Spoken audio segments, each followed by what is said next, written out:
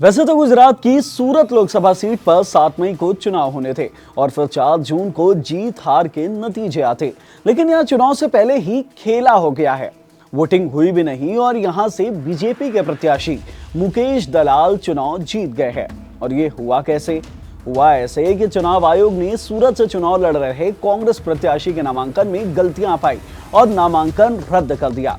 यानी कि कांग्रेस प्रत्याशी चुनाव के रेस से बाहर हो गए और बचे खुचे जो दूसरी पार्टी के नेता या निर्दलीय उम्मीदवार थे, सभी ने अपना अपना नामांकन वापस ले लिया। यानी कि बीजेपी प्रत्याशी के सामने चुनाव लड़ने के लिए कोई बचा ही नहीं और मुकेश दलाल चुनाव से पहले ही निर्विरोध जीत गए। शायद बीजेपी में इस तरह से चुनाव जीते मुकेश दलाल इकलौते नेता है, लेकिन दूसरी पार्टी में ऐसे कई नेता है जिन्होंने इसी तरह से बिना वोटिंग के चुनाव जीत लिया था। आजादी से अब तक ऐसा 35 बार हो चुका है। तो चलिए इस वीडियो में आपको बताते हैं ऐसे इंसिडेंट्स के बारे में जब नेता बिना चुनाव लड़े ही जीत गए थे। Hello everyone, I am Himanshu and you are watching Uncut. आजादी के बाद साल 1951 में देश में पहली बार आम चुनाव हुए थे। तब से अब तक 35 बार सांसद बिना वोटिंग के ही जीतकर लोकसभा पहुंच चुके हैं और ऐसे सांसदों में सबसे बड़ी संख्या कांग्रेस से आने वाले नेताओं की है। लेकिन इस बार सूरत की सीट में खेला कांग्रेस के साथ ही हो गया। कांग्रेस ने सूरत से नीलेश कुंभानी को मैदान में उतारा था, लेकिन चुनाव आयोग ने कांग्रेस प्रत्याशी के तीनों प्रस्तावकों के सिग्नेचर वेरिफिकेशन में गलतियां पाए जाने के कारण उनका नामांकन रद्द कर दिया। और तो और चुनाव अधिकारियों ने कांग्रेस के वैकल्पिक उम्मीदवार सुरेश पटसाला का भी नामांकन खारिज कर दिया और उनके पीछे भी प्रस्तावकों के हस्ताक्षर में गलतियां होने का कारण बताया गया। लेकिन कांग्रेस नेताओं ने चुनाव अधिकारी के ऊपर कई तरह के संगीन आरोप लगाए हैं। सुनिए। जो सपोर्टर्स कल कलेक्टर साहब के पास आए थे और जिन्होंने ये कहा है कि हमारा सिग्नेचर नहीं है नॉमिनेशन पेपर पे, उन्होंने क्यों कहा, अंडर थ्रेट कहा या कोई लालच में आकर के कहा, वो वेरीफाई किए बिना हमारा नॉमिनेशन पेपर यानी कि कैंडिडेट नीलेश कुंभानी का नॉमिनेशन पेपर कैंसिल हुआ है। इस पूरे मामले में कांग्रेस नेता राहुल गांधी ने ट्वीट कर बीजेपी पर संविधान खत्म करने का आरोप लगाया। राहुल गांधी ने लिखा कि तानाशाह की असली सूरत एक बार फिर देश के सामने है। जनता ने अपना नेता चुनने का अधिकार छीन लेना बाबा साहब अंबेडकर के संविधान को खत्म करने की तरफ बढ़ाया गया एक और कदम है। मैं एक बार फिर कह रहा हूं, ये सिर्फ सरकार बनाने का चुनाव नहीं है, ये देश बचाने का चुनाव है, संविधान की रक्षा का चुनाव है। हालांकि कांग्रेस के तमाम आरोपों के बाद बीजेपी की तरफ से भी कई तरह की प्रतिक्रियाएं आई। वीडियो में आगे बढ़ने से पहले आप वो सुन लीजिए।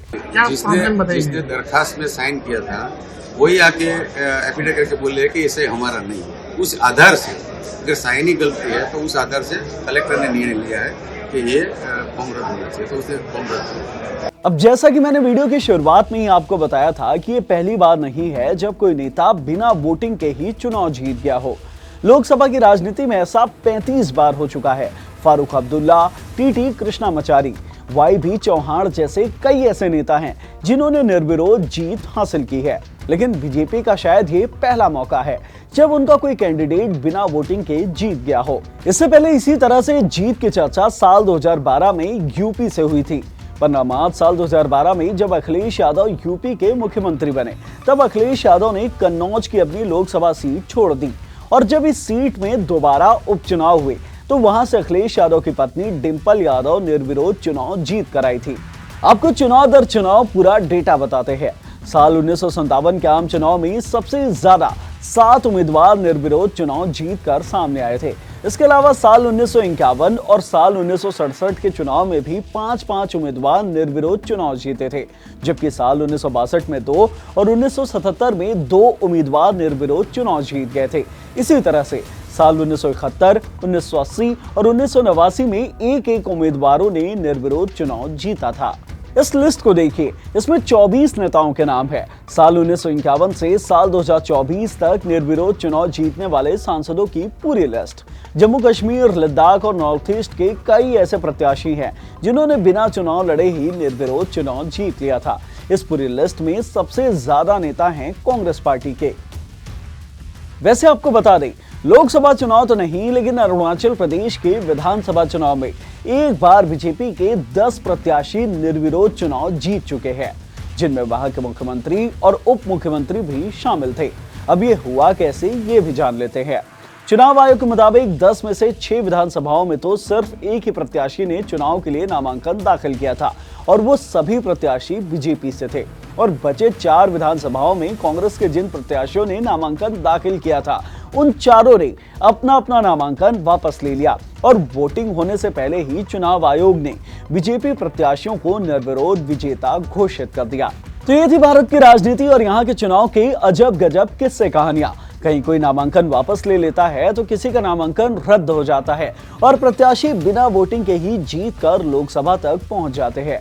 इस वीडियो में इतना ही। अगर इस वीडियो से मिली नॉलेज आपको पसंद आई हो तो इसे लाइक करें और शेयर करें। साथ ही हमारे चैनल अनकट को जरूर सब्सक्राइब करें। धन्यवाद।